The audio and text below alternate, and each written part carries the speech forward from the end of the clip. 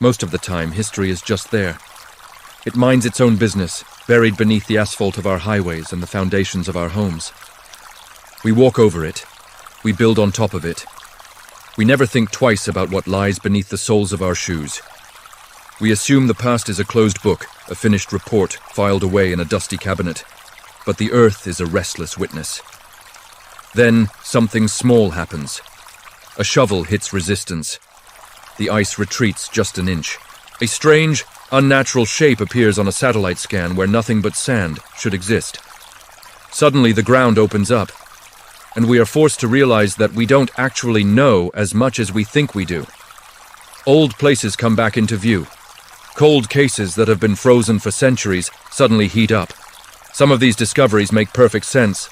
They fit the timeline. But a lot of them break the timeline entirely. In this video, we are reopening the files on ancient discoveries from every corner of the globe. From the frozen tundras of the Arctic to the suffocating heat of the Qatari desert, these are the clues that history tried to hide. So, come closer. Let's look at the evidence. Our investigation begins deep within the Carpathian Mountains of Ukraine, a landscape that naturally keeps secrets. Here, hidden among the dense pines, lies a geological anomaly known as the Dove Bush Rocks. At first glance, this place feels like a crime scene from a fantasy novel. The carved chambers don't look natural, they look intentional. For generations, the locals filled the silence of these caves with legends. They believed these stone hollows were the hideout of Oleksandr Dovbush, an 18th century outlaw, a Robin Hood figure who robbed wealthy traders and vanished into the mountain mist. The story was perfect. It had a hero, a villain, and a secret lair. The name stuck. But when archaeologists finally treated the site like a forensic scene, the outlaw theory fell apart. There is zero physical evidence that Dovbush ever used this site. The timeline was off by centuries. Instead, historians found a quieter, perhaps more intense truth. These weren't built for thieves. They were built for silence. The evidence suggests that Eastern Christian monks carved many of these chambers centuries before the outlaw was even born. They transformed these jagged cliffs into a hidden monastic complex, a fortress of solitude. We see narrow passages, prayer niches carved into the granite, and living cells too small for comfort, but perfect for penance. Natural erosion did the heavy lifting, but human hands expanded it with purpose and patience. Whether it was a sanctuary or a monastery, the rocks reveal a psychological profile of the builders. The desperate human need to disappear, to reflect, and to survive in a place where no one would dare to look. From the mountains of Eastern Europe, we move to the volcanic ridges of Central America. In El Salvador, there is a crime scene that was preserved by the ultimate weapon, a volcano. They call it Choya de Seren, but it's better known as the Pompeii of the Americas. However, the comparison is misleading. Pompeii is a story of horror and death, bodies frozen in their final screaming moments. Choya de Seren tells a different story, a story of escape. Around the 7th century, the Loma Caldera volcano erupted, burying this Maya farming village under layers of thick, choking ash.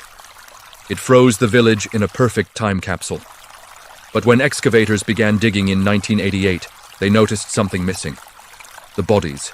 Forensic analysis of the sediment layers revealed why. An earthquake had struck hours before the eruption. It was a warning shot. The residents, realizing the danger, fled immediately.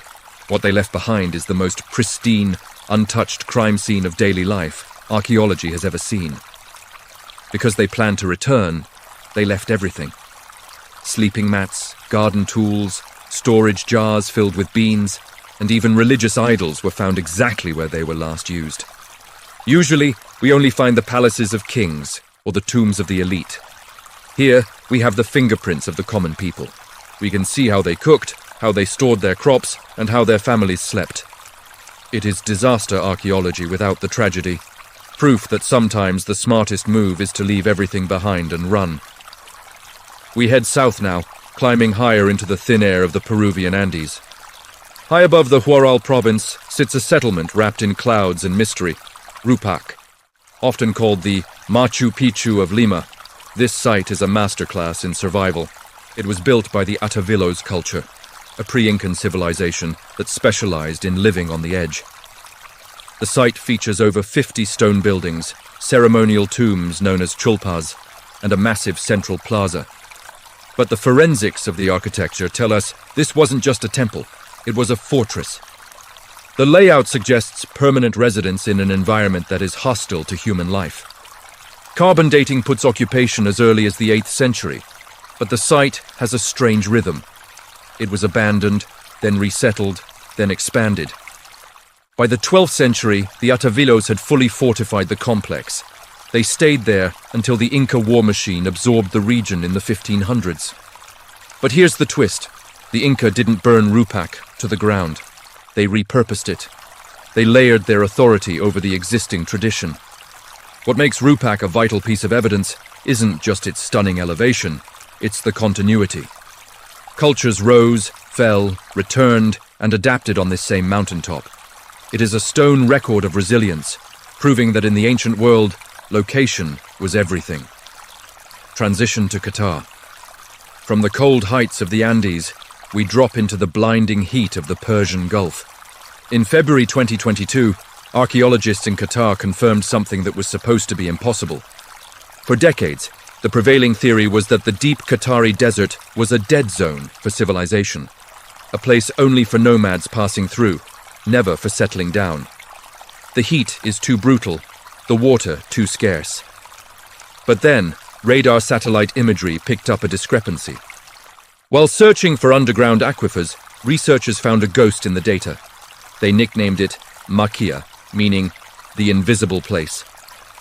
Dating back roughly 3,600 years, this settlement has no walls visible to the naked eye. The desert had swallowed it whole. But the soil composition told the real story. The earth had been landscaped. The texture of the sand was altered, showing chemical signs of intensive planting where nothing should grow. The profile suggests thousands of people lived here.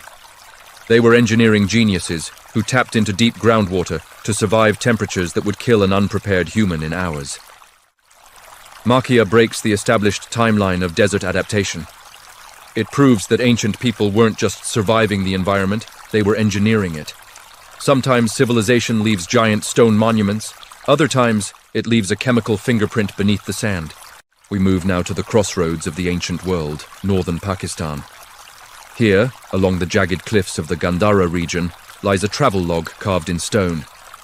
This is the Gandhara rock art near the Shatial Bridge. It's one of the world's most overlooked historical records, a massive, open-air guestbook. More than 1,000 inscriptions and images line the cliff faces, marking a critical choke point on the ancient Silk Road. The forensic value of this site is staggering. Created between the 3rd and 7th centuries, these carvings feature a chaotic mix of early Indian, Iranian, and even Chinese writing.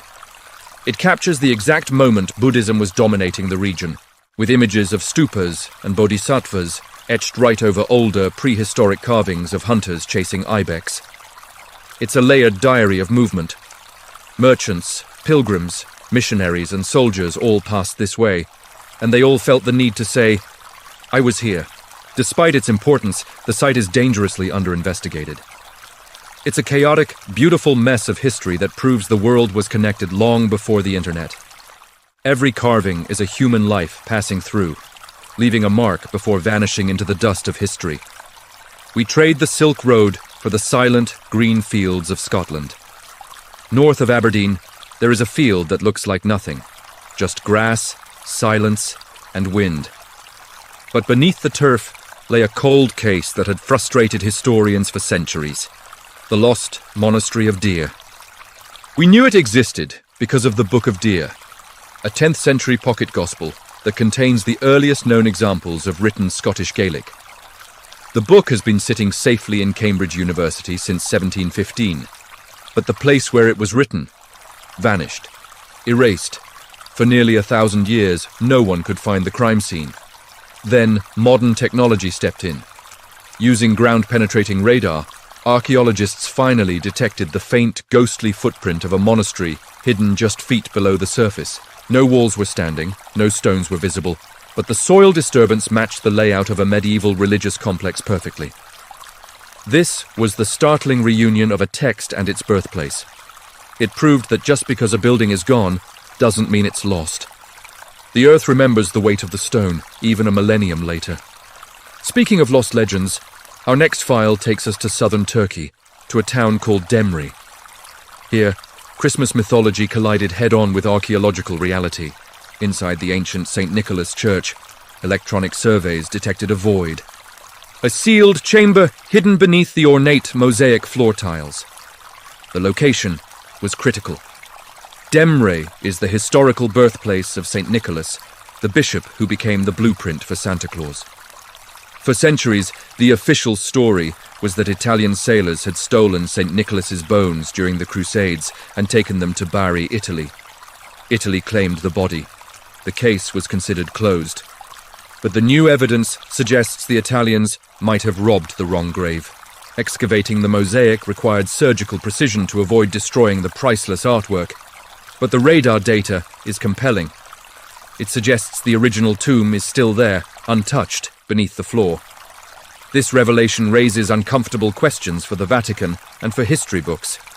If the real St. Nicholas is still in Turkey, whose bones have people been worshipping in Italy for the last 900 years?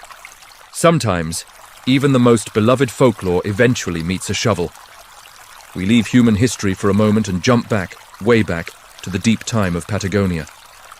In a lab, scientists cracked open a cold case from 80 million years ago. Inside a fossilized egg, they found a titanosaur embryo. This wasn't just a few bone fragments. It was a fully 3D preserved dinosaur, frozen in the act of developing. It is a biological time capsule.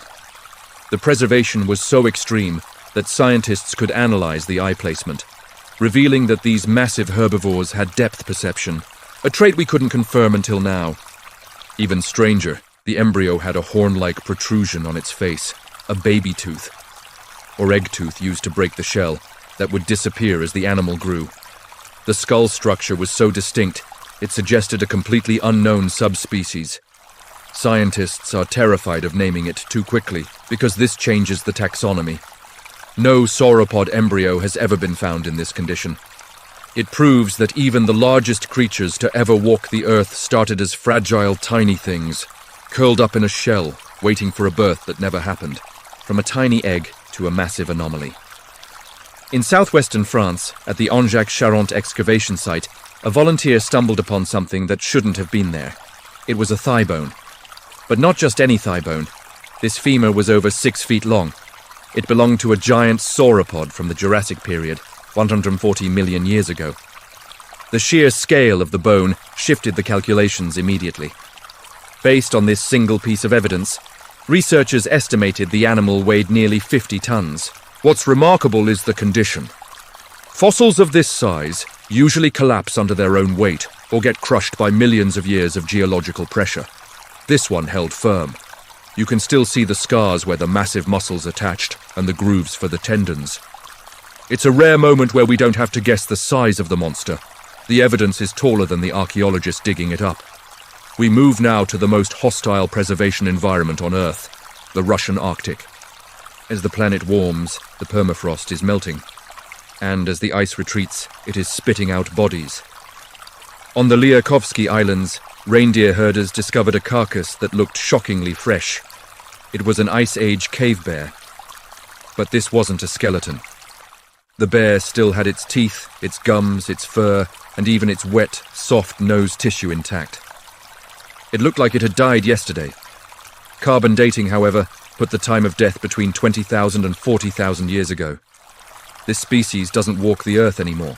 To find one in this condition is statistically impossible, yet there it was. It suggests the animal was flash-frozen almost instantly after death. Scientists from the Northeastern Federal University now have access to soft tissue DNA that was previously lost to time. It's a reminder that the ice is a vault, and the vault is beginning to crack open. We head to the wind-swept coast of Northumberland, England. Bamburgh Castle dominates the skyline here, a massive stone fortress that has stood for 800 years. It's a symbol of medieval power, but archaeologists decided to look under the symbol. Digging beneath the castle's foundations, they found the circular stone footprint of a Roman-era roundhouse. This pushed the history of the site back nearly 2,000 years.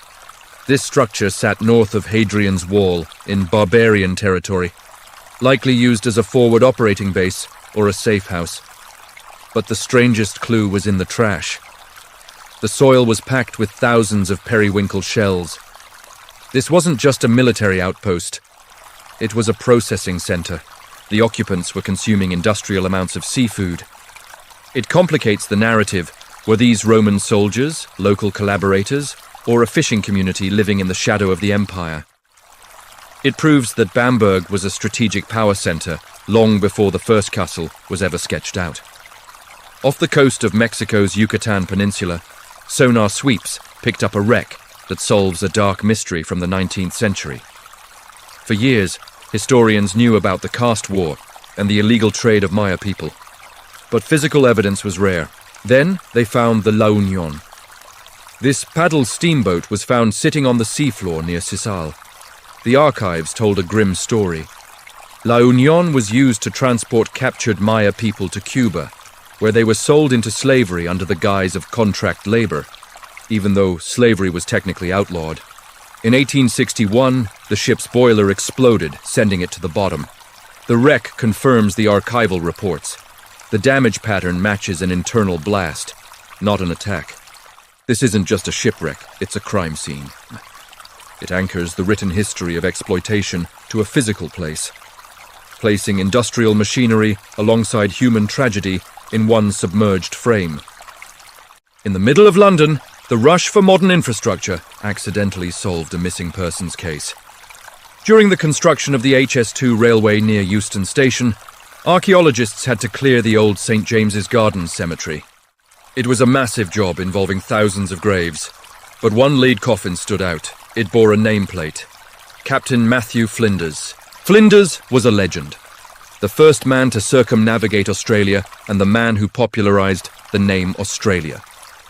He died in 1814, but during previous railway expansions in the 1800s, his headstone was removed and his location was lost. For over a century, Australia's most famous explorer was missing in action, buried under a train station. Finding him was a 1,000,000,000 to 1 shot. A statue of him stood inside the station, unknowingly just yards away from his actual body. It took a massive modern construction project to finally reconnect the explorer with his history. Now, we turn to the most baffling piece of evidence ever recovered from the ocean. In 1901, divers pulled a lump of corroded bronze from a shipwreck off the island of Antikythera. It sat in a museum storage box, ignored for decades. It looked like junk. But when modern X-ray imaging finally looked inside, the scientific community went into shock. This was the Antikythera mechanism. Inside the corrosion were precision gears, differential gears, cut with a level of accuracy that wouldn't be seen again until the clockmakers of the Renaissance, 1,000 years later. This was an ancient analog computer. It could predict eclipses, track the erratic motion of the planets, and sync with the Olympic cycles. It implies that the ancient Greeks possessed advanced mechanical engineering and astronomical knowledge that completely contradicts the surviving textbooks. Whoever built this was a genius, and the fact that it was on a cargo ship suggests it was just one of many. But the others are gone, melted down or rusted away. This one survived by sheer luck, waiting 2,000 years to dismantle our arrogance about the ancient world. Our final case file takes us to Sichuan province, China. Here, the Earth didn't just reveal an artifact, it revealed an entire missing civilization. In the excavation pits of Sanxingdui, archaeologists found giant bronze masks staring back at them. These faces looked alien, oversized, protruding eyes, massive ears, and sharp, angular features. They looked nothing like the art of the known Chinese dynasties. These artifacts belonged to a Bronze Age culture that had no name and no written history. They were powerful, wealthy, and capable of advanced metallurgy that rivaled anything else on the planet at the time. And then, around 3,000 years ago, they vanished. Did they migrate? Did the river flood? Was there a war? We don't know, because they left no text. All they left were these haunting, golden masks. Sanxingdui proves that history is not a straight line. It's a fractured puzzle, Major civilizations can rise to the height of power and disappear so completely that we forget they ever existed, until the shovel hits the bronze. So yeah, that's the reality. All of these things, the frozen bears, the bronze computers, the hidden cities, were sitting there, right under our feet, long before anyone noticed. They weren't hidden on purpose. They were just ignored, or missed, or buried by the slow march of time. And what's wild is that this isn't rare. Stuff like this keeps turning up because people keep looking in new ways. We are scanning the ground with radar, melting the ice with our climate, and digging deeper for our cities. Some of it clears things up. Some of it makes the mystery even deeper. The Earth is a crowded place, and we are just the latest tenants. If you want to keep digging with us, don't forget to press the subscribe button and turn on notifications. The next discovery is just one shovel dig away. This is Signal 49. Thanks for watching.